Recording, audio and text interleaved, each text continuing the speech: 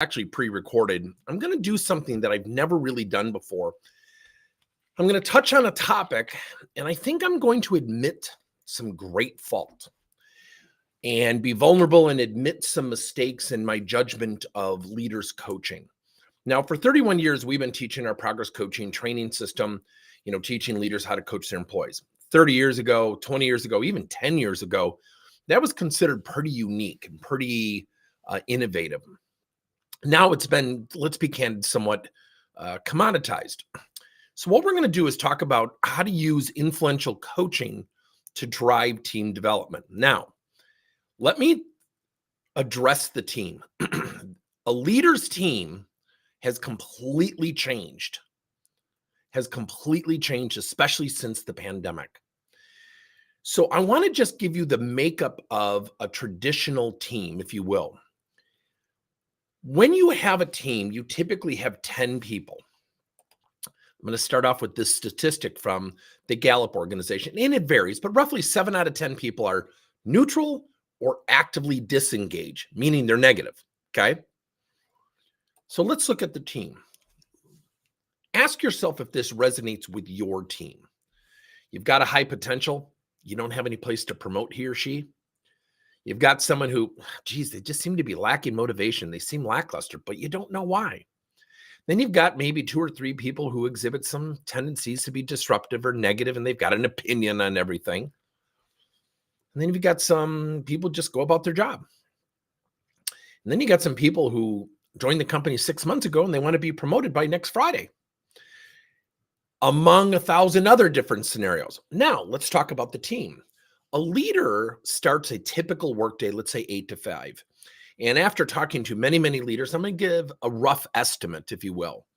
But the fact of the matter is, during the day, a leader will be interrupted anywhere from 4 to 7 times with the classic phrase or question from an employee. You got a second? It's not a second. It's going to be about 19 to 22 minutes. And it's really important to that person. Okay. So what does a leader do? If a leader says, sorry, I don't have time, I'm going to a meeting, employees often will receive that emotionally. Now, the flip side is, well, as a leader, I say, well, sure, go ahead, John. And I start peeking at my phone because I'm really busy and I don't set expectations. Guess what happens? I've sent a message to John. And oh, by the way, John's going to talk to the other fellow employees. So the dynamic of a team is really cumbersome. Yet, facing every leader, especially new managers today, which is a huge increase in the leadership field, we have these dynamics, right? We have the 7 out of 10 people that are like, just want to do my job, or I don't really want to do this job. And that makes things really tough. Let me add one more. Now, we have our 71 to 29% from the Gallup, and one of my favorite authors, which is, and I'm going to look for her book to see if I have it here. And actually I don't, so I apologize. But one of the things is from Tasha Eurich in the book Insights. It's a New York Times bestseller.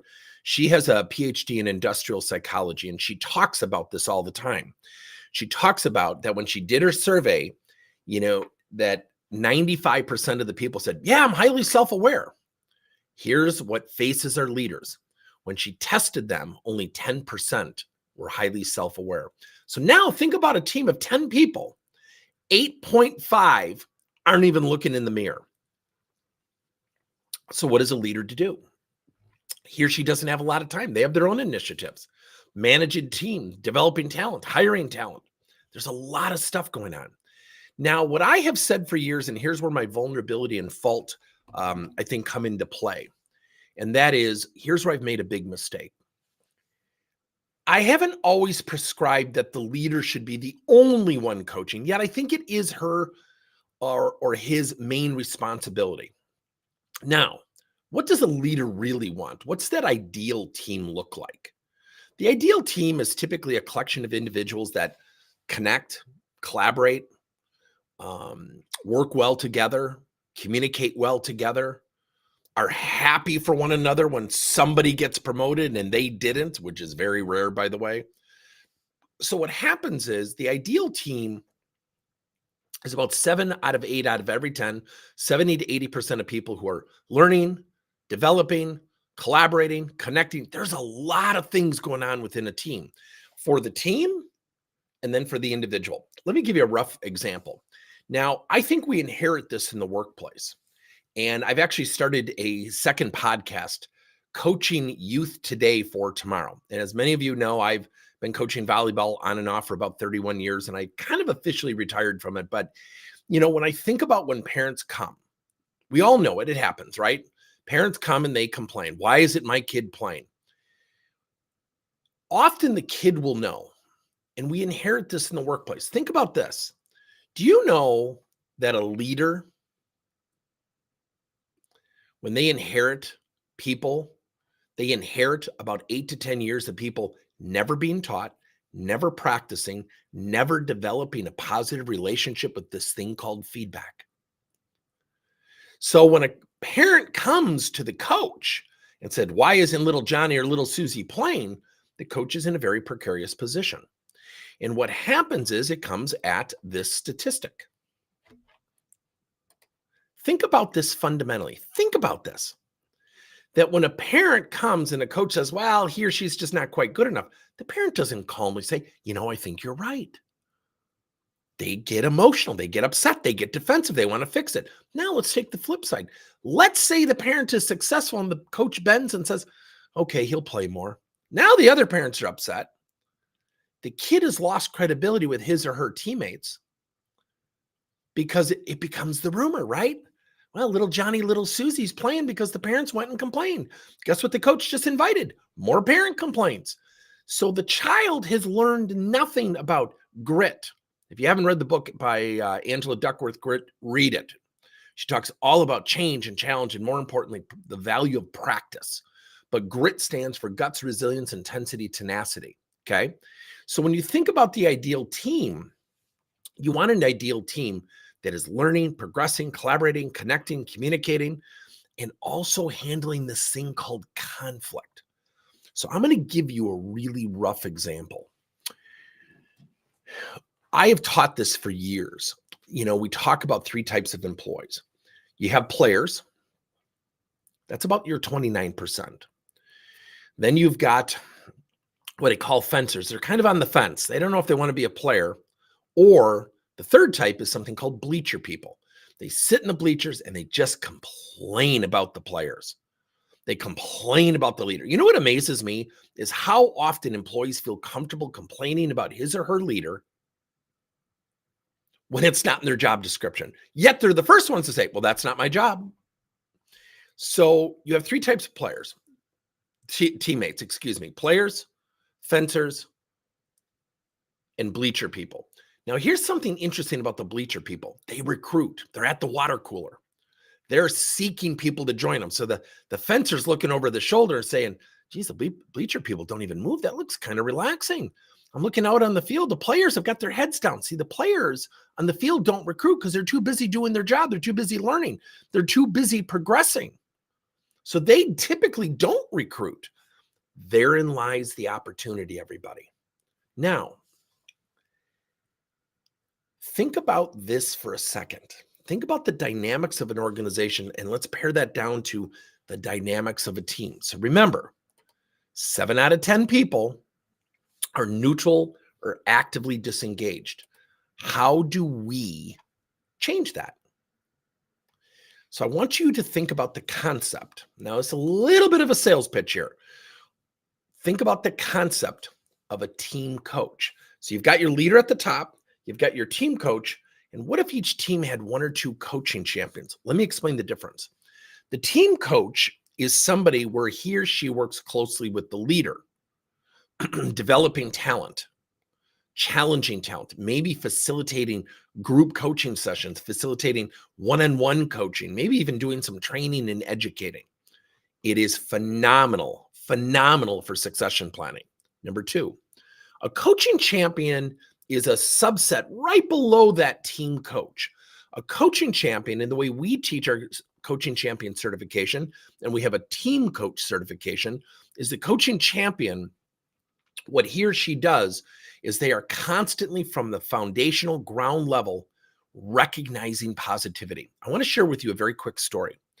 I remember years ago, I was at a company And I had a bunch of people. We were working at this rubber molded company, and I'm still great friends with the CEO. This is over 20 years ago. I want you to really hear this. Everybody was coming to me, the receptionist is talking negatively about you, Tim. She doesn't like you. And I really let her have it. I'll never forget this. And I had a moment of reflection, and I was defensive at first. And then I'm like, wait a minute. She has the right to dislike me. I can't get her in a headlock and say, you need to love me. And I'll never forget it. And I did this, and I want you to think about the power of this. One of the things that happened, which was really interesting to me, was in a staff meeting, I turned to her and I addressed her. She's still a friend of mine today. She was a receptionist, mind you. But one of her great qualities was she was so quick on her feet. And we were selling to manufacturers, and she would occasionally engage with them on the phone, and she could take their crap and throw it back. I mean, she was really witty. And I remember going to Ty, the CEO, and I said, I think she'd be a phenomenal salesperson. She's still in sales today. And I remember the defining moment as we get in a staff meeting. Now, remember, I'm an outsider, okay? And I looked at her and I said, Katie, I would love to give you some feedback. And she folds her arm, yeah. And she's ready to go to battle, because what she really knew deep down was she was blabbing her mouth. I want you to hear this from a coaching champion perspective, because I became her champion. I said, I really think you are so good on your feet. We've gotten so many positive sets of feedback from our customers on how quick you are. I'd like you to give some thought on sales, because I think you'd be phenomenal. And the jaw drops. She's ready for a battle. I neutralized her through positivity. That's what a coaching champion does. They do two fundamental things. And what we train your people to do is to go look for the good stuff and recognize it. Don't be appeasing or placating and do it without authenticity, but you want to recognize. A coaching champion in the middle of a staff meeting says, I want to recognize Susie. I want to recognize the two things she did really well to help the team out. See, what that does, everybody, is it gets the fencers thinking. It kind of pushes back on the bleacher people. The second thing that a coaching champion is taught how to do is something called framing. So when they walk by, I'm going to tell you it happens every single day. I'm going to tell you another story. Every single day. And don't think you don't have water coolers in the virtual world, because you do. Your people talk. People will go to that water cooler and they will complain. And what will happen is people will walk by. And what happens with negative people is there's a human reaction.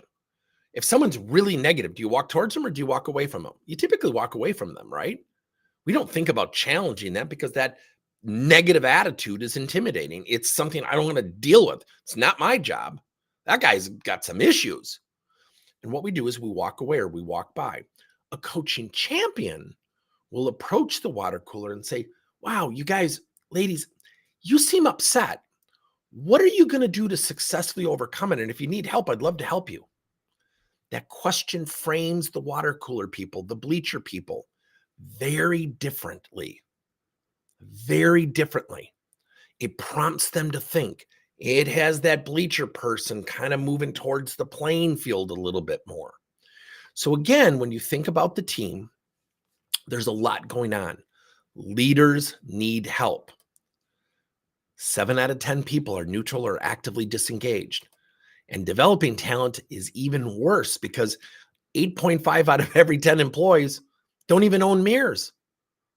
They're not even self-aware, so they're not going to say, you know what, my attitude stinks. Thanks for bringing it up. I'm cured. Doesn't happen that way. So when you think about the ideal team is typically where 70 to 80%, 7 out of 8 out of every 10 people are collaborating, connecting, they're enthusiastic, they feel like they're moving in the right direction. And let me throw something out to you. Do you know we're working with a client right now where somebody said, my most positive person right now is the person who wants to leave the team. And I've shared this story before, and I've had people say, that makes no sense. I said, what we found out is the person did not enjoy the job. And so we ask these series of questions called love, like, and dislike. What do you love? What do you like? What do you dislike? And we train this particular coaching champion. The person goes, I kind of like my job. I certainly don't love it. I would actually rather do something differently. And the coaching champion said, what would you like to do? The person started to describe things. And we're actually helping that person move in that direction, because what we did is we got them to see one fundamental thing. How you act now becomes a part of your interview later. And that person has been fantastic. They're doing a great job with the job they actually don't love. So what the ideal team is a team that connects, collaborates, communicates, handles conflict thoughtfully, professionally. They listen to one another. And how can you get there? Number one, have a team coach. So you've got a leader, train your people on how to coach the team. Have a partner in coaching. Now, for 31 years, we've been teaching peer-to-peer coaching. This is different. It's an element of peer-to-peer coaching, but this is more of an established title, an established function, if you will. And what you're also doing as an organization, if every leader, so if you're at a company of 100 people, let's say there's 10 leaders, but each leader has their own team coach. What happens? We've strengthened the team. We've strengthened the organization. We've had maybe top talent, because typically the team coach will be some of the top talent people. We've had them stay at the company a little bit longer. It's a retention strategy. Number two, train then people below the team coach to become coaching champions, looking for positivity and challenging those who are struggling with positivity in a very safe and thoughtful way. Let me give you my last context. I want to share one thing with you. If that intrigues you, let me just share this with you. This is a QR code for our Team to You program, which really encompasses, developing a team coach, developing coaching champions. And we actually also coach directly the leader as well as each of the individuals on the team to start the process. So take a scan of that, fill it out, and we'd be happy to get you some information on that. So the thing that I would share with all of you is, it's going to seem like an off the beaten path example. Give me some latitude. For 31 years, I've coached volleyball. And recently I started almost 10 years ago now, a high school volleyball program. And everyone goes, oh, but that's not the workplace. But the dynamics are very similar. Do we honestly think high school boys, moron high school boys, 14, 18 are thinking, heck, I'm not playing. I'm happy for the guys in the court. And all the parents are wonderful. No, it's not true.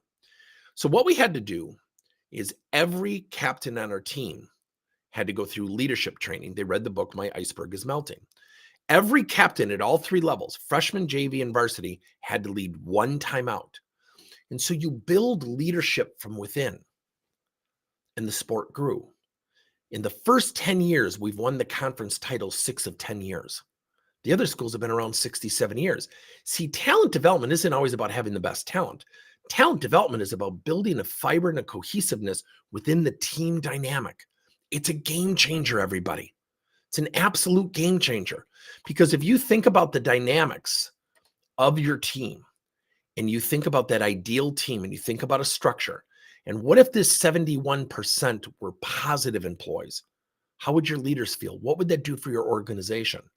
So every team should have a team coach, someone who works hand in hand with the leader, and then coaching champions who push up into the team coach, into the leader of the team, promoting positivity, recognizing positivity, celebrating positivity, which neutralizes negativity, yet also uses techniques to challenge those who are struggling with positivity. So again, if that intrigues you, I would really encourage you to think about just filling out this QR code and just getting some more information. And this is about our our Team to You program. And Team to You is where we bring you your ideal team. If you have any questions with that, let us know. So let me just do a very quick summation. The team today for your leaders, it's tough. There's no getting around it.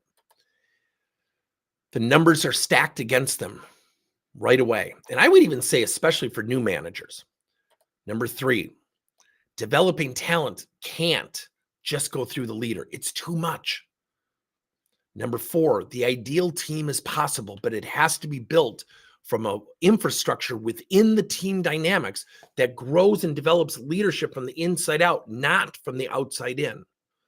So I hope this has intrigued you. If this intrigues you, click on my name, send me a message or fill out the QR code saying, I'd like more information. But if every leader had their own team coach and a couple coaching champions to promote positivity, it's like a teeter-totter, right?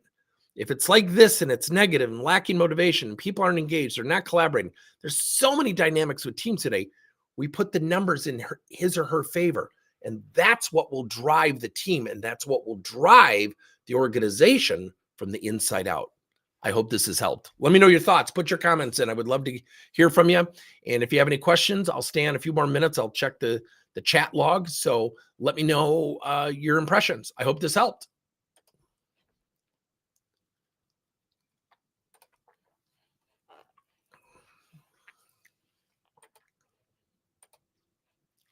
And there's that QR code again. Someone just put a message in, put it up again. So again, I don't like to sell during these things, but I want to give you some value in terms of what you can do next. Let me know your thoughts again, but hopefully this helped. But there's the QR code. Thanks, everybody.